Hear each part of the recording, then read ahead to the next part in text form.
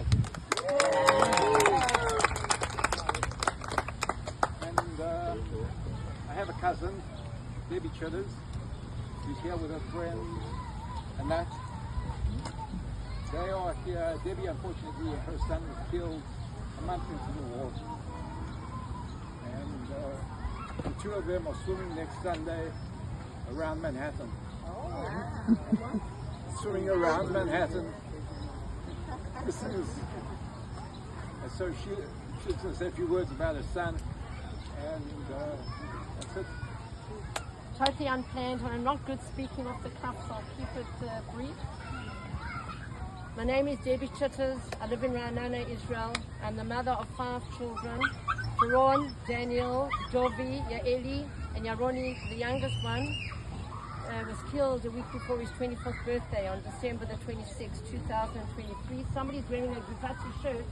He was the deputy commander of the Shaked company in the Givati brigade. Well liked by everybody. He had friends from all over. Didn't matter if they were religious, irreligious, didn't matter what they were. It was the glue that kept everybody together. He always had a smile. The name Yaron means you will always be happy. And he always smiled. And even if he was cross with you, he would say what he had to say and straight away start smiling. He had the most unbelievable personality. He could pick out one of his soldiers and the next minute be their friends. And they all knew that he loved them and they loved him. I called him a Yelet Shalpan, the child who liked different, like the old-fashioned things.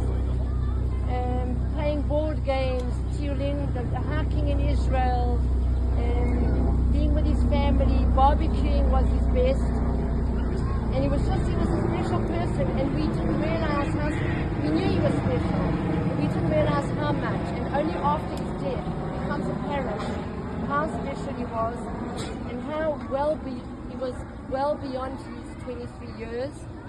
And like I said, killed a year before. We celebrated his birthday in the Shiva. We did a barbecue for hundreds of people. People said, how can we do that? We said, well, that's what he liked, and that's what we did.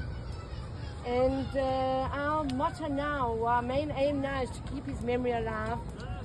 We are busy running barbecues in his memory, talk about him all over the place.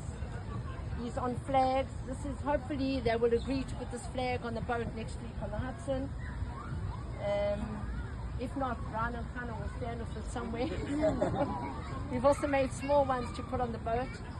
All my swimming is dedicated to him, because whenever I'm a marathon swimmer, whenever I did long swims, he always made an effort to get there at the end, even if it wasn't convenient. The one swim when I finished the Kinneret, the long course of the Kinneret, 21 kilometers, he was down south. He took whatever transport he could get to the finish, was there to hug me, and that's one of the last swims that he was there to meet me, and then he went back to the base.